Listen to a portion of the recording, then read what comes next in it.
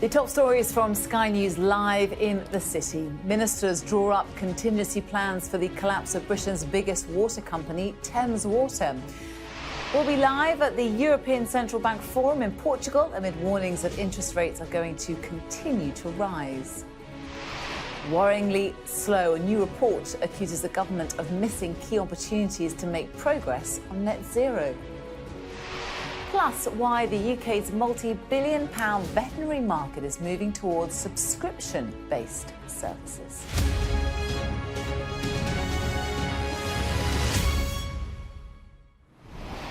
Hello there, very good morning to you. You're watching Ian King Live with me, Emma Crosby. An hour of business and economic news from the heart of the city for you. Now, the government is reportedly drawing up contingency plans for the collapse of Thames Water. It comes as there are reportedly growing doubts in Whitehall about the ability of Britain's biggest water company to service its £14 billion debt pile. Well, Sky News has learnt that ministers are holding discussions right now about the possibility of placing Thames Water into a special administration regime that would effectively take the company into temporary public ownership. Let's cross over now to our business correspondent, Paul Kelso, who's got the very latest for us, Paul. And we are actually hearing from the UK government, aren't we, reassuring people on the financial situation of Thames Water. What more have you heard?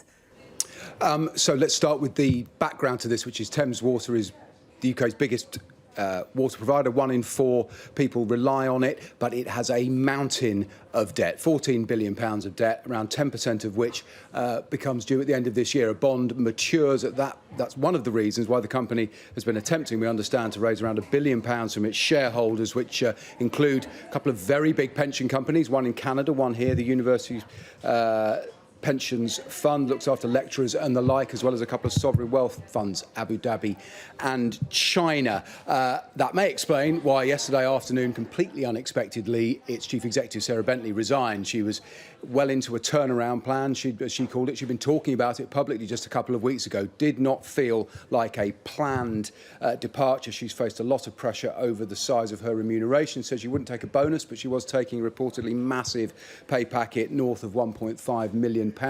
Huge public disquiet, particularly over the issue of sewage discharges. Now, we understand the government is concerned less about what's being pumped into the rivers than the money that may or may not be in Thames's control. So, discussions, contingency plans at an early stage, we understand, around a special administration, as it's called. You'll remember that Bulb, the big energy provider, was put into special administration rather than allowing it to collapse. What does the special administration allow? It allows the government effectively to underwrite the company, to keep it going, to ensure that service remains provided to customers, water coming into homes and sewage going out in the other direction without interruption while a buyer is found and a rescue package is put together. And we've had a statement from the government this morning, a government spokesman. I'm afraid I can't see all of it, but it says that this is effectively a matter for the company and its shareholders. So a response, initially, it would appear, and I would like to bring you more of it, it would appear the initial response is that this is a matter for Thames, but of course it's a huge issue for the government and a huge issue for the water regulator, Ofwat, and they have been in number 11, or certainly somewhere, meeting the Chancellor of the Exchequer, Jeremy Hunt, this morning. This meeting was called with Ofwat, the water regulator, Ofcom, the communications regulator, governs broadband and the like communications, and Ofgem, which, as we are familiar, looks after the energy market, as well as the Financial Conduct Authority and the Competition and Markets Authority. All of them, the regulators, ostensibly the reason for it was the cost of living.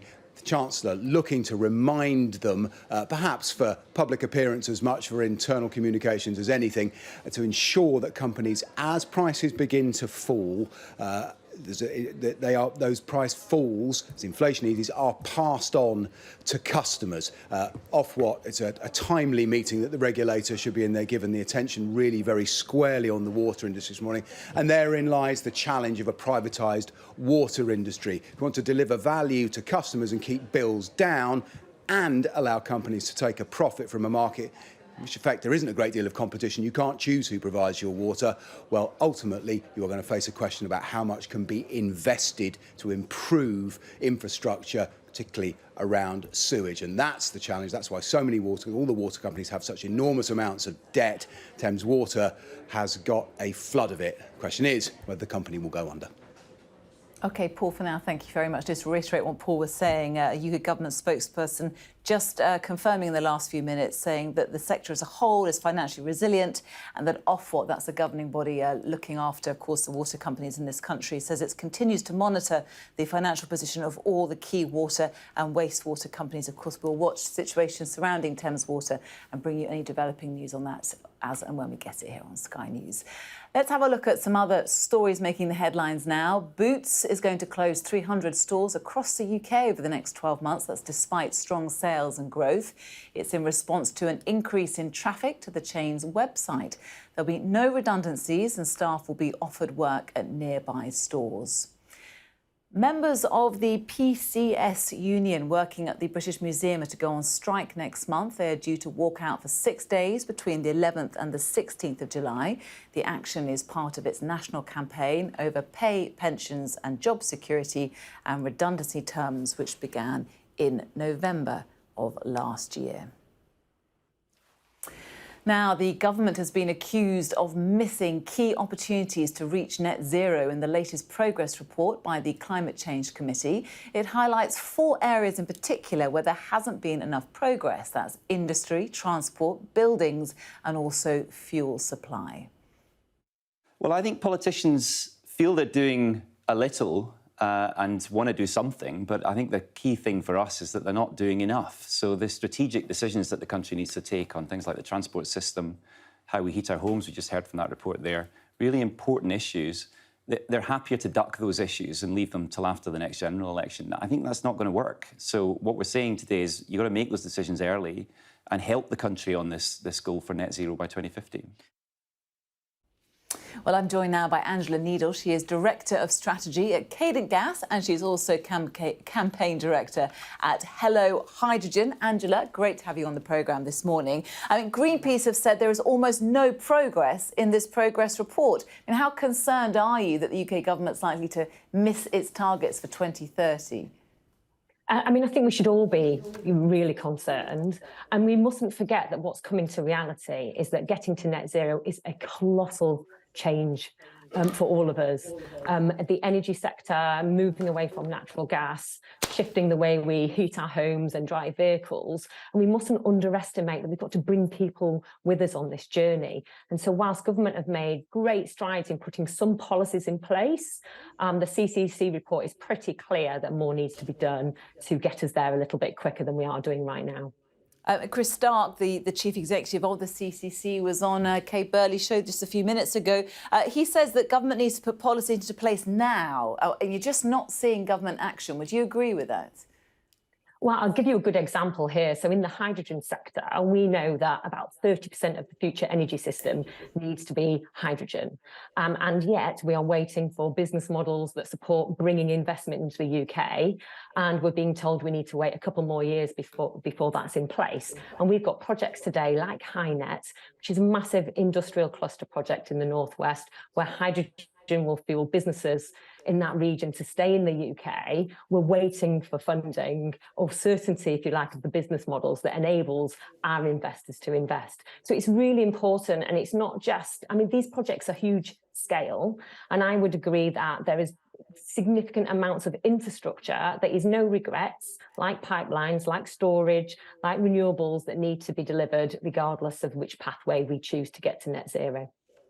So when you talk to the government, what happens? I mean, can you give us a sense of the conversations you're having right now? Is there pushback, or are they just too busy doing other things, for example, trying to sort the economy out?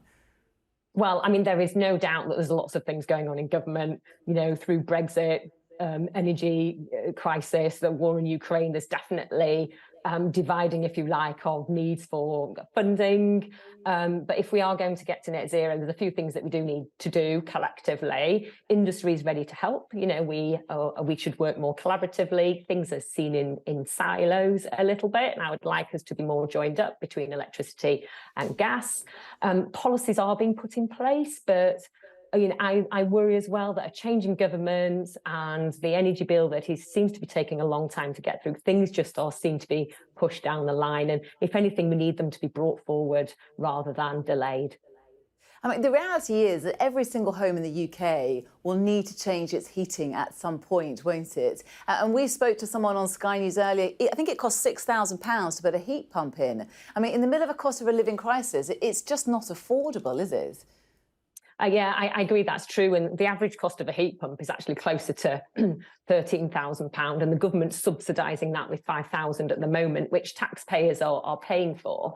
And the issue really is that we need lots of different technologies to heat homes, and not just heat pumps, hydrogen, district heating schemes. Consumers have told us that they want choice and they want to be able to pick how they heat their homes and not be forced into any single technology. So I think, again, it's important that we have those options available and that we work with consumers to help educate them on how they heat their homes in the future. Great thing about hydrogen, which I work on, and Cadent and other gas companies, is that the boilers in homes are going to be the same price as existing gas boilers. So it's no big change in the way you need to access your heating. It's very familiar. Still, it is a huge project ahead, isn't it? I mean, how much investment are you looking to put in to get this going? Investment's definitely needed, and what we need the investment in first is hydrogen production. We need investment in the pipelines that connect those production centres, and we're waiting for government to cement, if you like, the mechanism that attracts that investment into the UK. Can you give us a number? Can you give us an idea of the kind of amount of cash you're looking at? I can't right now because it's integrated into the electricity and gas is integrated together. And so what we do know, though, is all of the routes, if you like, to get to net zero are going to cost money. We're going to have to work out as a country how we protect those that are most vulnerable, whether it's electricity or gas or combinations of the both, making sure we've got a resilience infrastructure in the future that relies on, I mean, gas today is a good example. We rely on it to generate electricity. We need to make sure we have got a resilient energy infrastructure in the future. And unfortunately, that is going to come at a cost. OK, we'll leave it there. Thank you so much for joining us this morning. Angela Needle joining us there.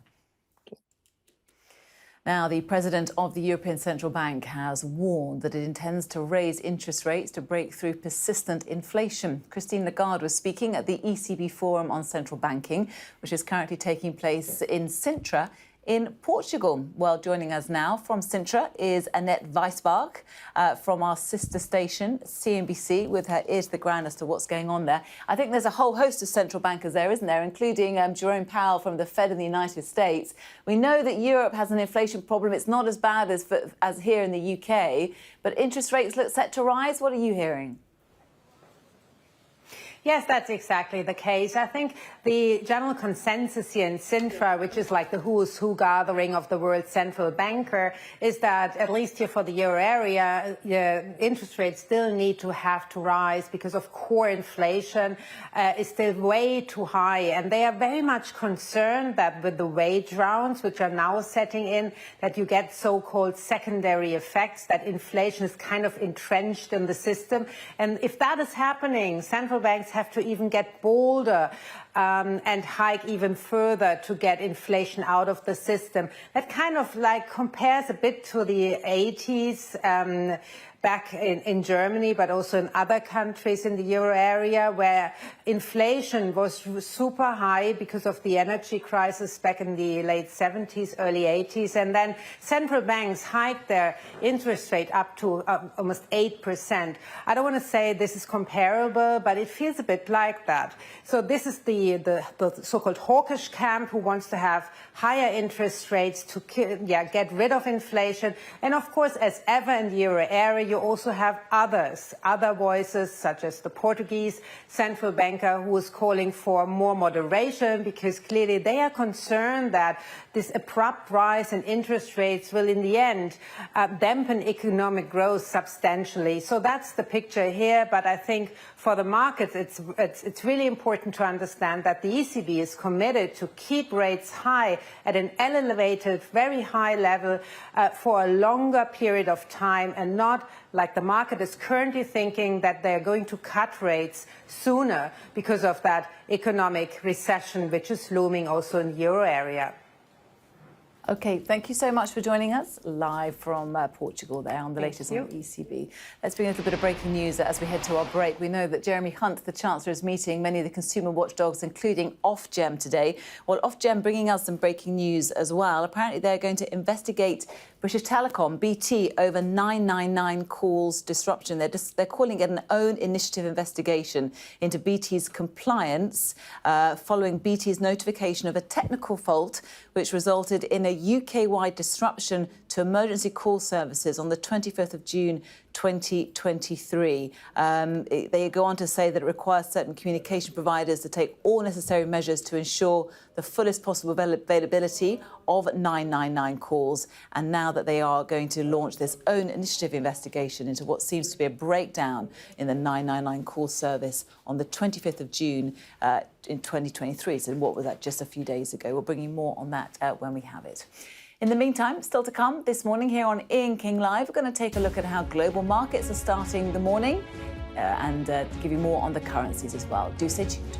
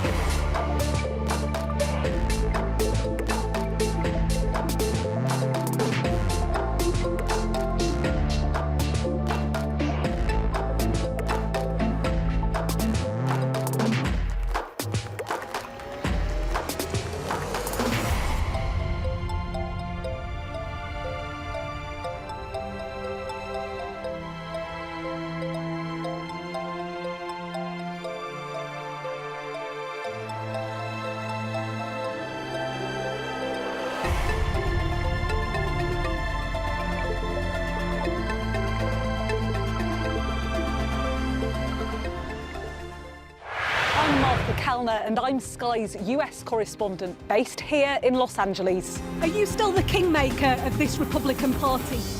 I've interviewed some of America's most recognisable politicians and celebrities too.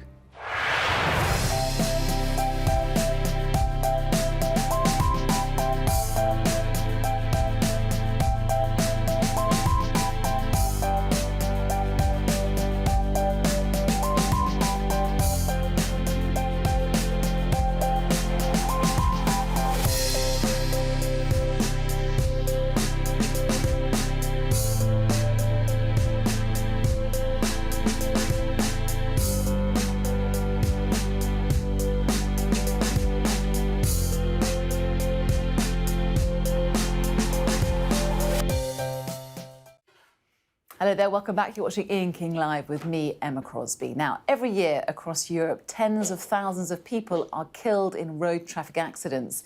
Now, the European Union has set a target to halve the number of deaths and serious injuries on the roads by the end of the decade. Artificial intelligence could play a key role with the rise of driver monitoring systems. The Australian company Seeing Machines has announced a partnership with the Swedish startup Devont to improve vehicle safety. Well, with me now is the Chief Executive and the co-founder of Devont, Richard Bremer. Good to have you on the programme. I hope I'm pronouncing your company correctly. So the EU has a very ambitious target then to cut down on the number of road fatalities and injuries. I mean, is it possible to achieve that target, do you think, with new technology? I definitely think that new technology will play a significant role in achieving that vision. And in-cabin monitoring systems, with the help of synthetic data and data in general, will play a very important role. So why are driverless cars the answer then to fewer road accidents? So I believe that the combination of autonomous cars and in-cabin monitoring systems in interaction will make sure that the driver can operate the vehicle in a more safe manner. I think the interaction between in-cabin monitoring systems and exterior sensing is really important and the key to make sure that we get safer transportation. Okay, now Richard, you're in the business of human-centric synthetic data. So without going over our heads too much, what is that? Can you explain it in layman's terms? So synthetic data is computer-generated data. And compared to collecting real data, it takes less time and is less costly. And as with all systems that rely on artificial intelligence, you need to get access to a tremendous amount of high-quality data to make sure that you can get the performance that you're looking for. And that is, of course, even more important in life-critical systems like an in-cabin monitoring system. Now, there's a forecast that there's going to be 62 million driverless cars by the year 2030, which is double the number that currently exist. Put that into context for us if you can. That number versus driver-led cars. Is it still a small proportion, or is that then going to become quite large? Well, again, I think that when it comes to the combination of the two systems, that's what really will make the difference in the end.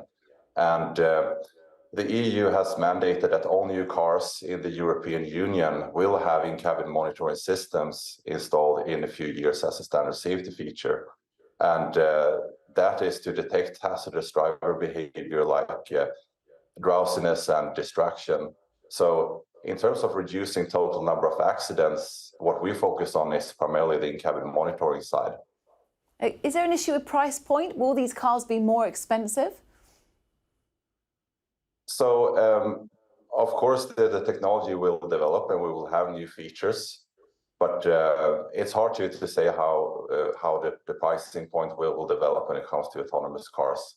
But for us, in close collaboration with the in-cabin monitoring leader, Seeing Machines, we see that we will make sure that the system is as good as possible to prevent accidents. And what about consumer appetite, Richard? Do you think people are ready for driverless cars? So the thing with autonomous cars is that they are not ready yet. They are not there yet when it comes to reaching full autonomy. So I think that's really one of the key things here, that we need to take a cautious approach, not only to reaching full autonomy, but also to make sure that we step by step add more safety features to the in-cabin monitoring systems. OK, we'll leave it there. Richard Bremner, the Chief Executive and co-founder of Devont. Thanks so much for your time this morning here on Ian King Live. Thank you. Let's just pause our business coverage to bring you some breaking news here on Sky News regarding Daniel Korski. He, of course, is the Conservative London mayoral candidate who has had an allegation of groping levelled against him. Well, a campaign spokesperson has just said in the last possible minutes, in the strongest possible terms, Dan categorically denies any allegation of inappropriate behaviour whatsoever. The spokesperson goes on to say he welcomes any investigation and he will cooperate fully. We'll bring you more on that when we have it.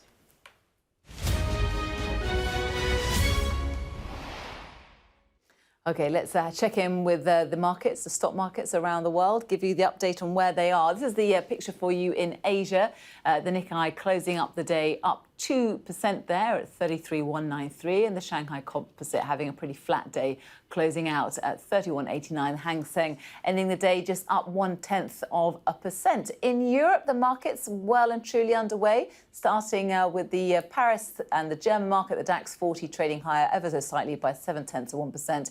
Similar picture in Paris, also to in Spain, with the MIB 30 up 0.3%. Sorry, that's the Italian one, isn't it? The IBEX 35 is up 0.5%. The Italian MIB 30 up 0.3%. The FTSE 100 also trading higher at this hour. There you go, up 0.5%. Onto the currencies for you now. Let's find out how the pound is faring against the dollar. It's falling against the dollar at this. It stayed down 0.3%. Also looking weaker against the euro, and the euro against the US dollar is pretty much flat. On to the oil market, find out how much a barrel of Brent crude will cost you. Again, it's pretty flat at this hour. It'll cost you $72.26. Let's try and make sense of those numbers in a bit more detail. With me now is Victoria Scholar, Head of Investments at Interactive Investor, joining us now. Good to see you, Victoria. Let's talk about the markets in a few minutes' time. I know there's some company news that's caught your attention. We always like to talk about when CEOs leave and join new companies. And I know that Revolution Beauty has got a new CEO. Tell us more. Well, it's the same CEO that's been reappointed to the board. Revolution Beauty shares have surged by over 50% today, now that it's reinstated enough directors. And it comes after the reappointment, should I say, of the CEO, CFO, and the chairman as well. This is despite opposition from shareholders, including Boohoo, which has a 26.6% in the business. And so tensions are running pretty high between Revolution Beauty and Boohoo, which have different views on how to deal with the low-cost beauty brands' problems. So there's a lot of uncertainty ahead. Boohoo has described Revolution's reappointments to the board as cynical and short-sighted and misguided. But it comes after a pretty tough time for the business. It was forced to stop trading last September after BDO, its accountants, pointed to a potential irregularity in the numbers. So it hasn't been trading since then.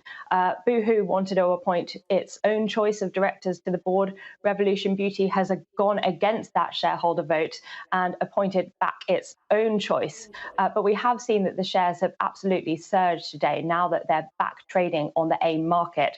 But to put it into context, they're still sharply lower than where they were when they IPO'd or floated on the stock market back in the summer of 2021. OK, good one to watch. We know that corporates usually really like celebrity tie-ups. They're usually good for business. It doesn't seem that's the case for Diageo right now. No, that's right. It's ended its business relationship with Sean Combs, or P. Diddy, after the rapper said that the drinks giant had been neglecting his tequila brand and actually raised claims of racial discrimination. But Diageo has responded by saying that these are false and reckless allegations, and even said they are defamatory around the part about racism. So what we know so far is that Combs's legal team have filed a suit last month, suggesting that Diageo wasn't actually allocating enough resources to his brands compared to other celebrities. So the two sides now very much at loggerheads and could see themselves facing a lengthy legal battle ahead as Diageo looks to try to sever ties with De Leon, its joint venture with the rapper. But, it's been a long-standing partnership. Diageo has worked with Combs since 2007 when it helped to promote his well-known vodka brand, Ciroc. And results out today from the luxury fashion brand Mulberry, Victoria. Weaker profits. How are the shares doing? Well, we're actually seeing shares trading pretty well, which is surprising on first glance, given that its full-year underlying pre-tax profit came in far short of last year, 2.5 million this year versus nearly 15 million a year ago. But investors are encouraged by its revenue, which is up by 4%, and its group sales in the first 12 weeks of this year look ahead of forecasts, up by about 6%. And there was particular strength in Asia Pacific, partly thanks to its new stores in Australia. So it feels as though investors are shrugging off this bottom line weakness because of its strong investment in the business, which may be weighing on its profitability for now, but arguably could result in a stronger performance down the line. OK, Victoria, thank you so much. We'll leave it there. Still to come this morning here on Ian King Live, the economics of war, a new report on what violence such as the war in Ukraine is costing the global economy. Do stay tuned.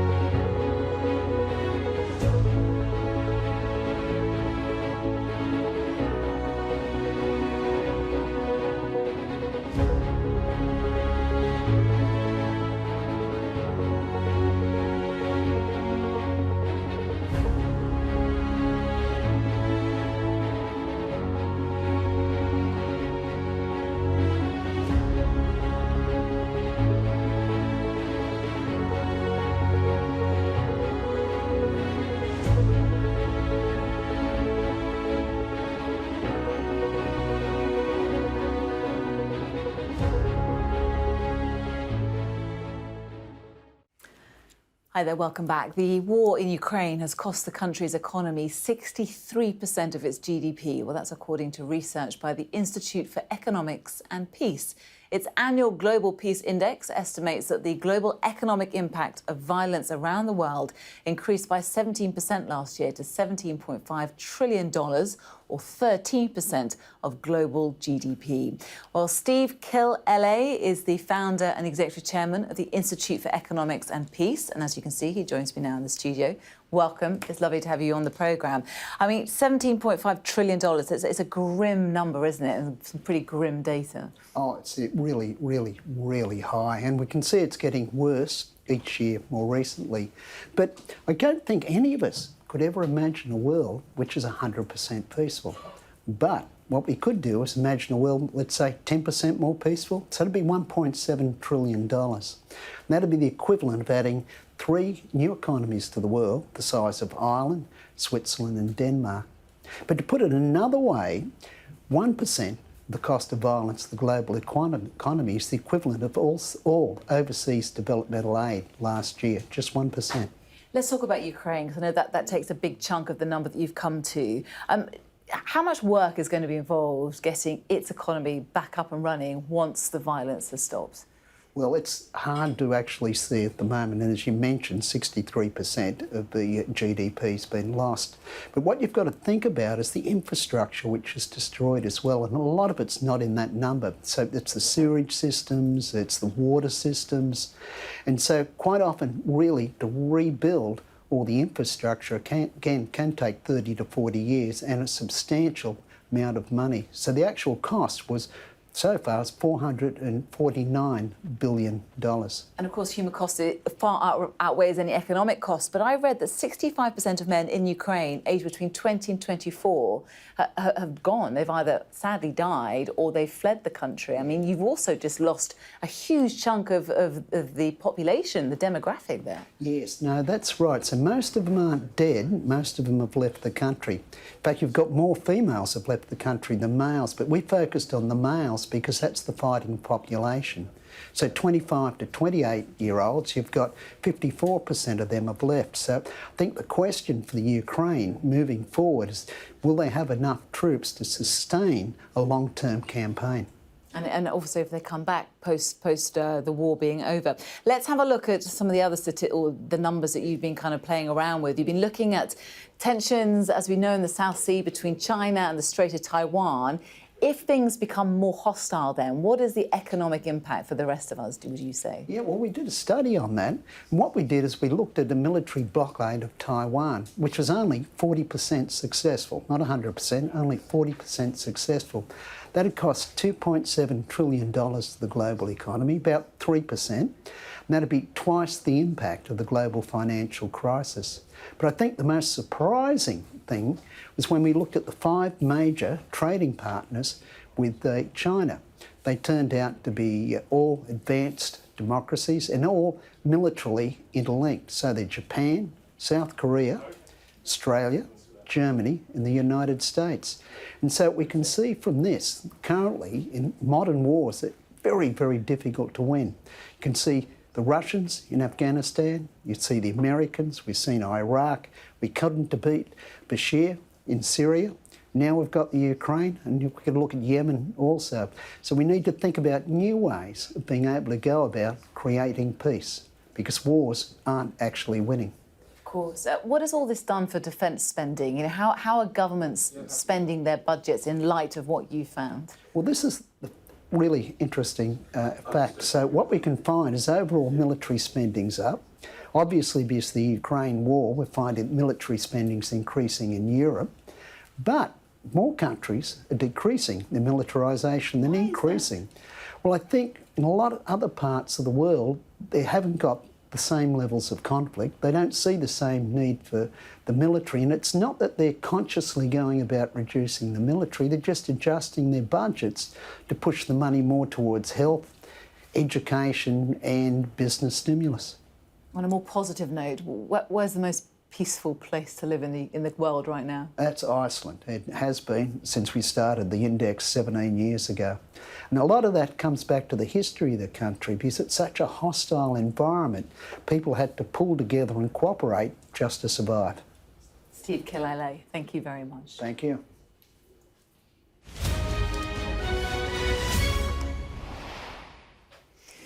Time now to have a look at this morning's business pages for you here on IKL. Let's start with the Financial Times reporting that President Putin has admitted that the Russian state paid billions of dollars to bankroll the Wagner paramilitary group.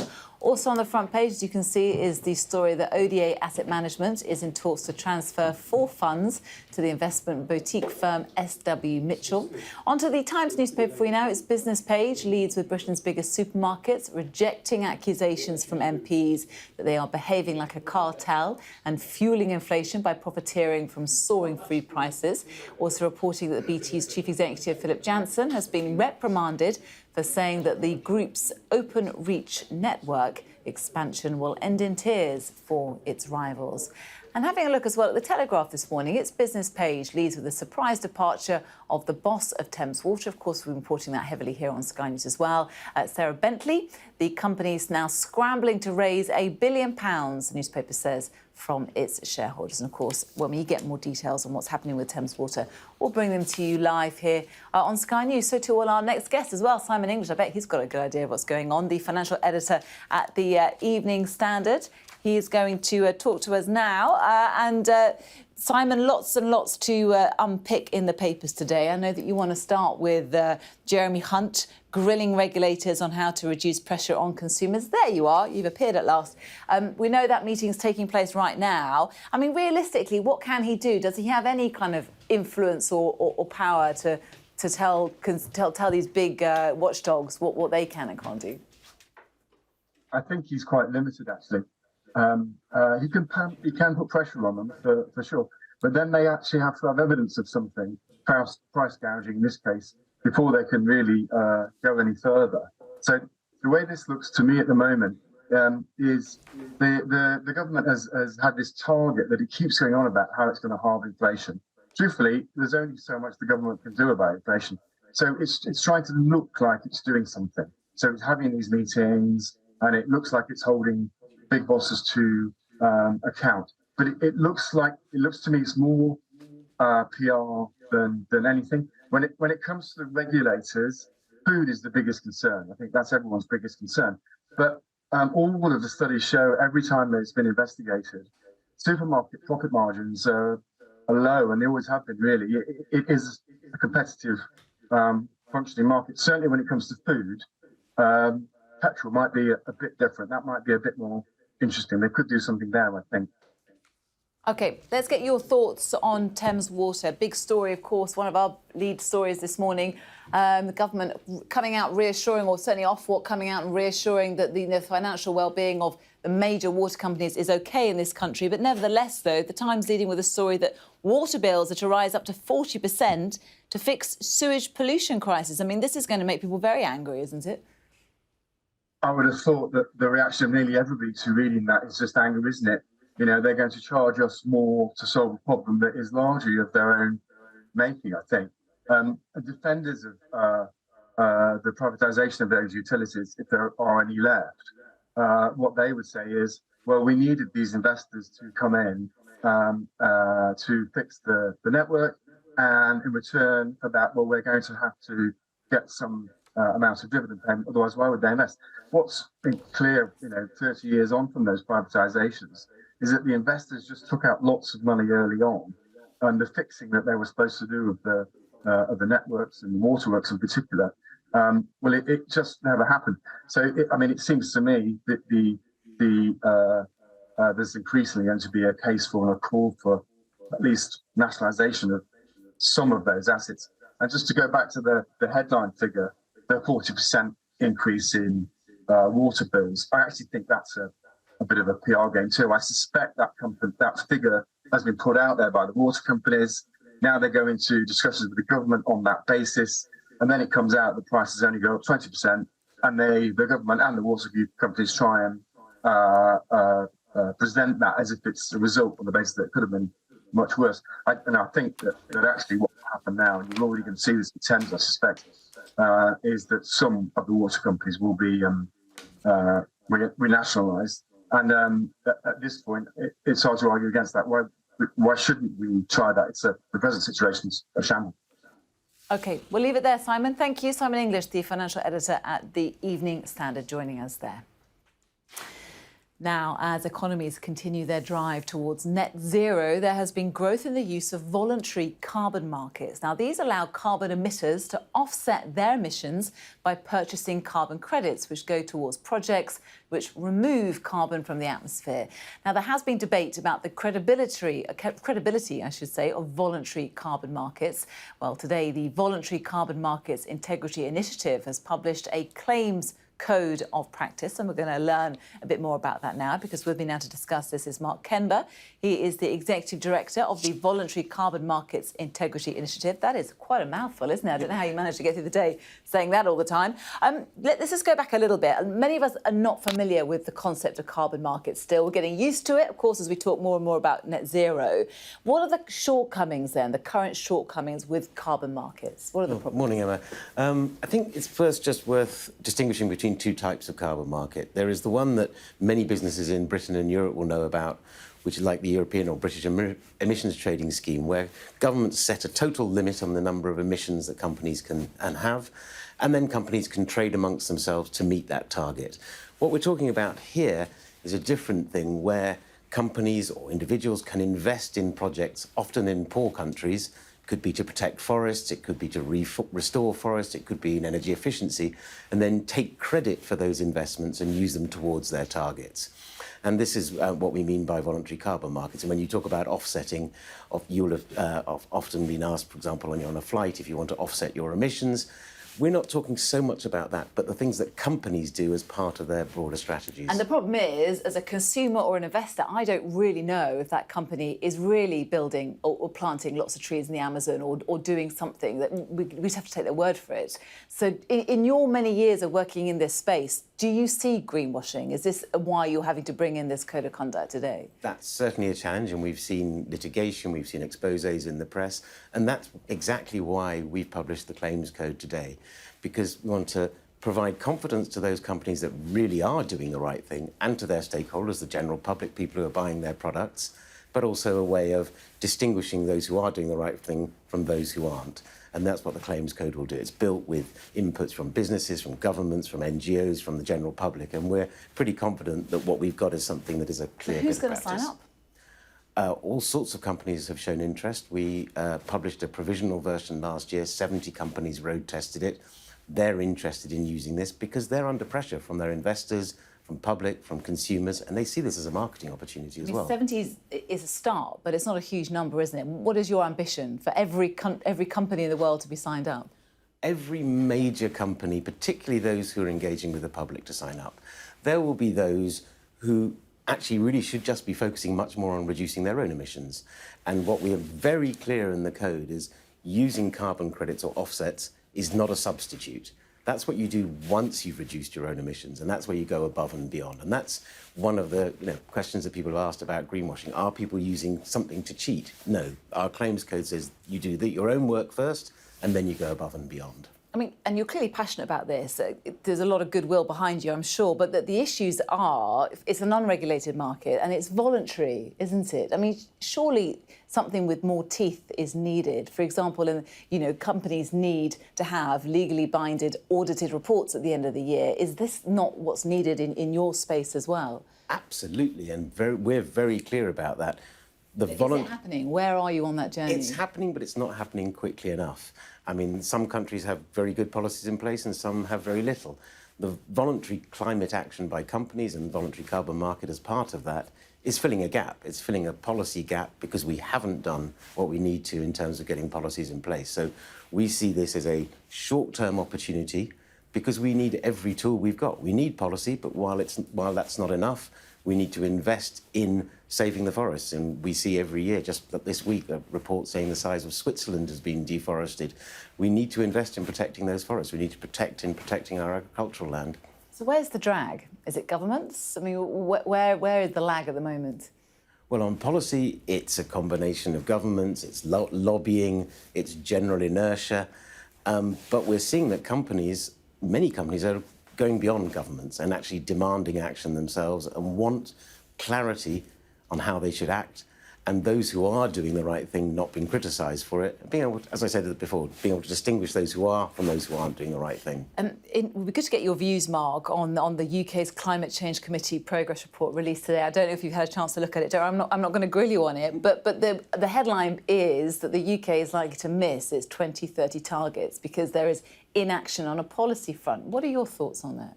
Well, I think it's a terrible shame, not only for the climate, and as a G7 country, we should be leading the way. We have the responsibility, but also the opportunity.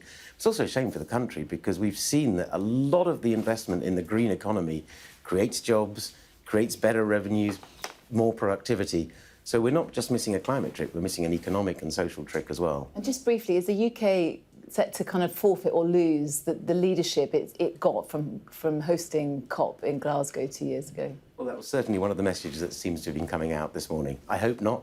We haven't lost it, but we run the risk of doing so. Mark, good to talk to you this morning. Mark Kember, Executive Director of the Voluntary Carbon Markets Integrity Initiative. Thank you. Still to come this morning here on Ian King Live, the very first vet clinic offering a subscription-based service. I'll be speaking to its founder after this short break. It's not him, I promise. See you.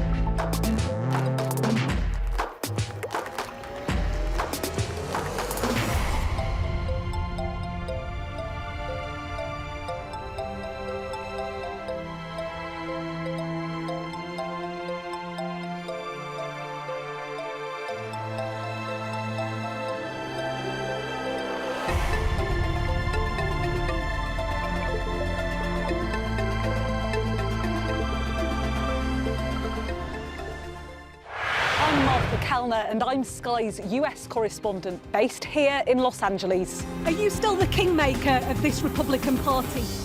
I've interviewed some of America's most recognisable politicians and celebrities too.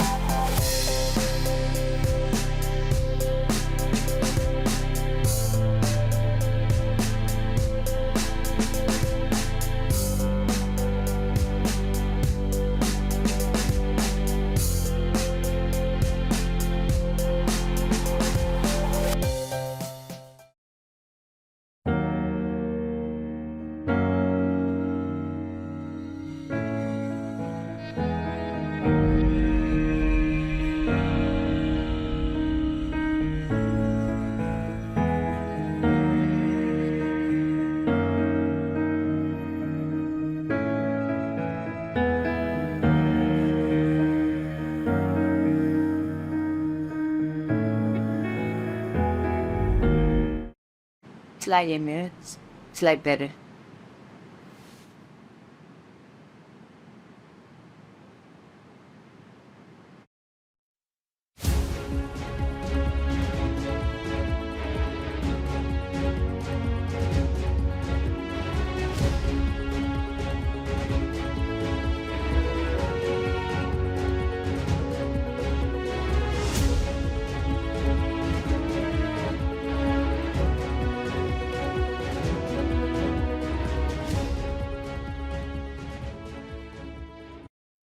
Fly Emirates, fly better.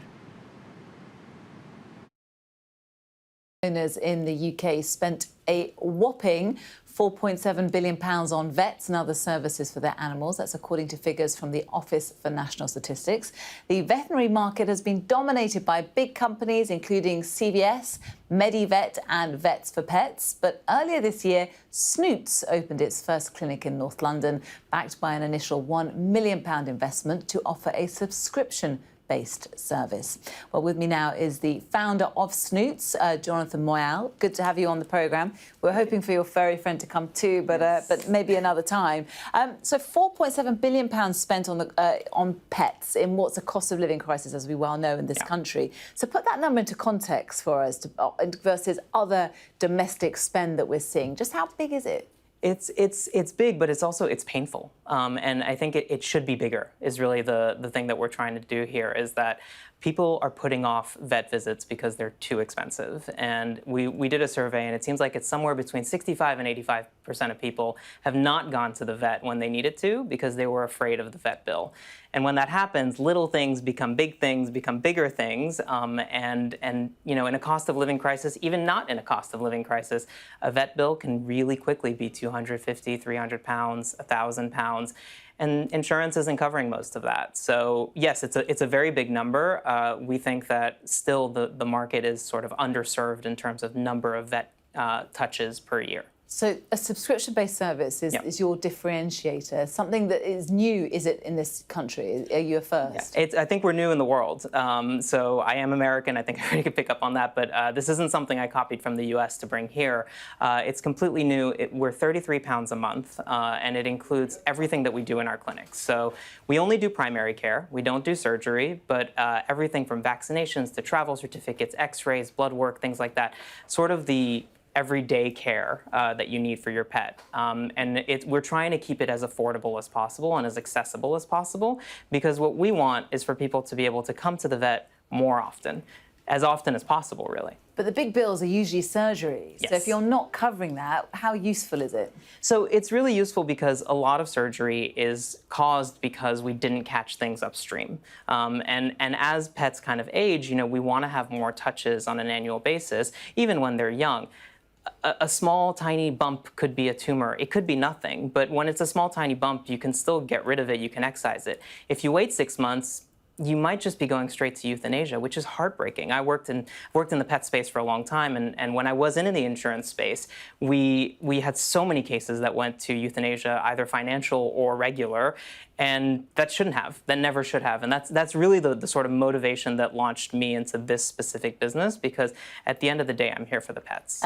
And talking about what you're doing in the States, we were just talking about your previous time at Bark. You IPO'd that for $1.5 billion, so you've got good pedigree, or heritage, I should say. Never heard that one. Time, isn't it? But anyway, but so you, I'm sure you're going to do very well here. But you've got a $1 million investment fund.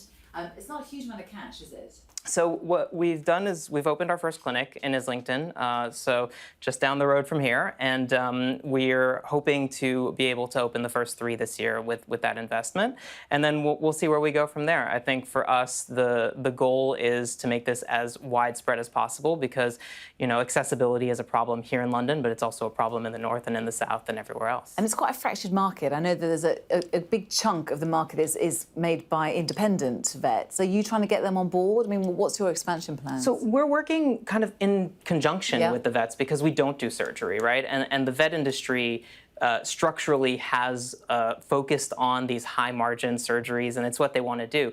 We're very bad as an industry at doing primary care, because it's not where the money is, and with corporates coming in, it's not where people are focusing.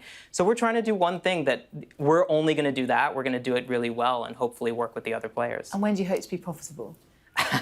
On the clinic basis, probably in the fall. So the clinics will be profitable pretty fast. As a business, we are a venture-backed startup, so profitability is a bad word for my investors. Do you have an exit plan? I know you ask that all the time, but what is the big goal? Is it to be sold, to be bought out, to be IPO'd? Yeah, the big goal for me is I've been in tech for a long time. This is the first company that I want to run for the next 30 years. I really, really care about the patients and what we're doing, and I'm doing it for the pets. So if I can keep running this thing, if I can make it as big as possible, if it can become the standard for the industry, that's the only goal for me. And a quick quick shout out to your pet at home. Who is it? Oh, Pino. Pino's, you might have seen him in the videos. He's the poodle. He actually had a procedure on Monday, so he's not doing great. Oh, he's not doing well. We He'll wish be him okay. well. Thank Send you. him our love. Thank you so Appreciate much for joining us, Jonathan Moyal there, the founder of Snoots, on what's a subscription-based vets business. Well, that is it from me for today. I'll be back on Friday. Ian is back tomorrow. Plenty more for you on the Sky News mobile app and also on the website with reporting, video content and analysis from our business team. Ian King back with you at 10 o'clock. Up next, we have Jane Seckett in Westminster ahead of today's Prime Minister's Questions. She'll see you in a moment.